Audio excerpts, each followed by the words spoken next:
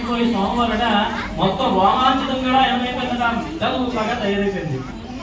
ఆ తెల్లగా తయారైనప్పుడు ఏం చేశారు ఆయన, అయ్యో ఇంత వేడెక్కిపోతాం రామనామంతో అని చెప్పేసి అతను పోకనే చామరంగా తీసుకుంటున్నాడు. అందుకని మనం చామరంతో ప్రతిరోజు తీసుకుంటాం. మనం దేవాలయం వస్తే మీ అందరూ చెప్తూ ఉంటారు, చాలా మంది వచ్చిన వాళ్ళు దేవాలయం వచ్చిన వాళ్ళకి అయ్యా పూజ చేసుకుని సమారాధన చేస్తున్నప్పుడు చామరాలతో విసుకుంటే ఆయన చెప్తాను, బయటకు వచ్చి 4 చామరాలు బయట పెట్టుందాం. ఎందుకు చామరాలతో విసుకుంటామంటే అది కారణం.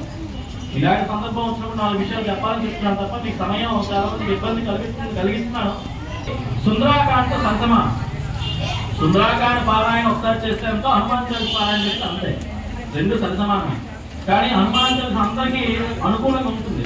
ఈ యొక్క 41 రోజులు సుందరాకాండ వస్తే సుందరాకాండ పారాయణ కూడా మీరు ప్రారంభించుకోవచ్చు. ఎవరైనా సుందరాకాండ వచ్చిన వాళ్ళు ప్రారంభించుకోవచ్చు, అది కూడా దీక్షలో భాగమే.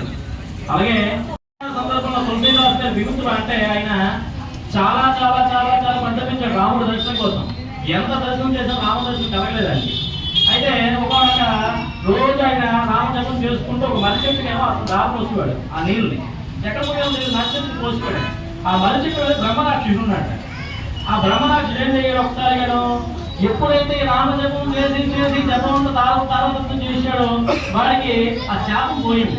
ఆ బ్రహ్మరాక్షుడు మనిషిగా మారి, నాయన నీ వల్ల నాకు మోక్షం కలిగింది, మనిషిగా మారే రోజుకి, కాబట్టి ఏం కావాలో కోరుకోని చెప్పి అడిగాడు. అడిగితే నాకు రామవంతం కావాలి, రాముడి యొక్క దర్శనం కావాలి, నువ్వేమో ఇప్పించావు, రామవంతం నాకు కావాలి, నా వల్ల నీకు పునర్విముక్తి కలిగింది, కానీ నాకు రాముడి దర్శనం కావాలని బాధపడ్డాడు.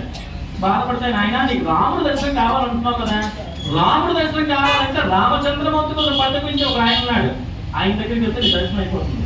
ఆయన ఎలా పట్టుకోవాలి అని అడిగాడు. ఆయన ఎవరు అని అడిగాడు. ఎవరంటే ఎవరైనా చెప్పలేదు. ఆయన కూడా ఆయన పట్టుకుంటూ అవుతుందట. ఎలా పట్టుకోవాలి, ఆయన ఎక్కడ దొరుకుతాడు, ఎలా దొరుకుతాడు అని చెప్పి అడిగాడు. అయితే ఆయన పేరు హనుమాన్.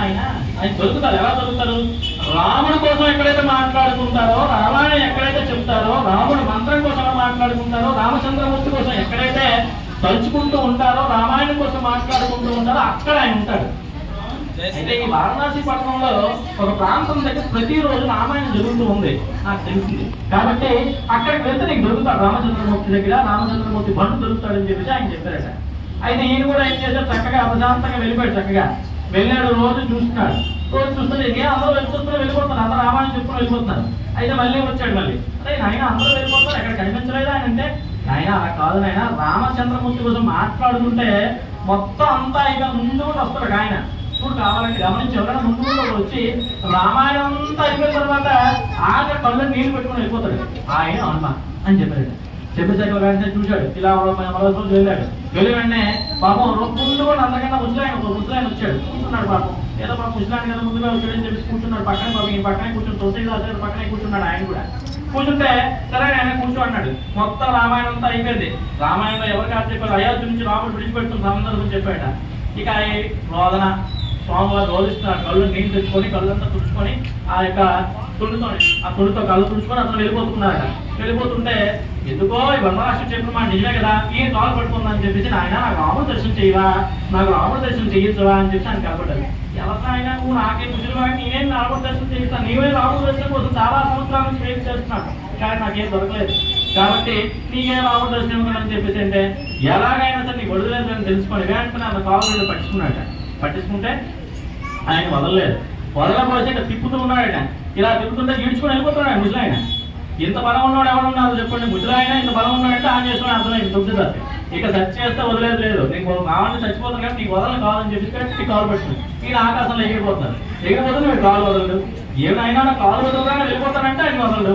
ఇలా వదలకపోతే సరే నీకు రాముడు దర్శనం చేయిస్తానని చెప్పేసి మాటిచ్చాడు. అప్పుడు ఆంజనేయ స్వామి ప్రతిరూపం జరిగింది. అప్పుడు హనుమాన్ చాలీసా, అప్పుడు హనుమంతుడి యొక్క గొప్పతనాన్ని వైభవాన్ని ఈ యొక్క హనుమాన్ చాలీస అనే పరంగా ఆయన చదివారనమాట.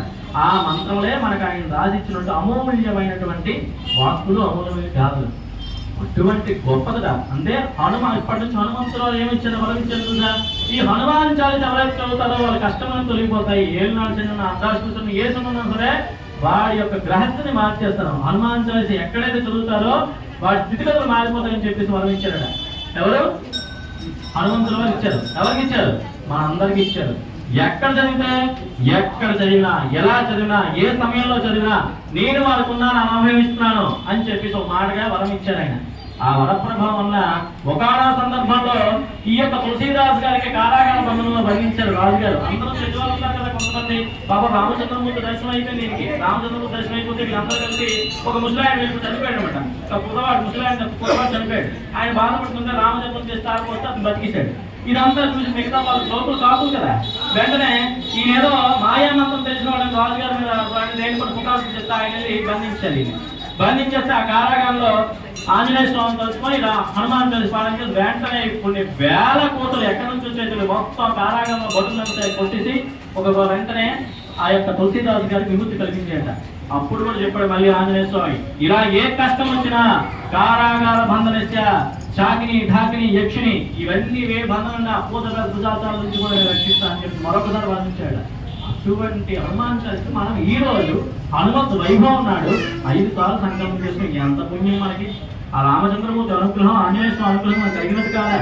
తెల్లవారు వేస్తే మనం చక్కగా స్వామివారికి అప్పాలార్చన చేసుకున్నాం.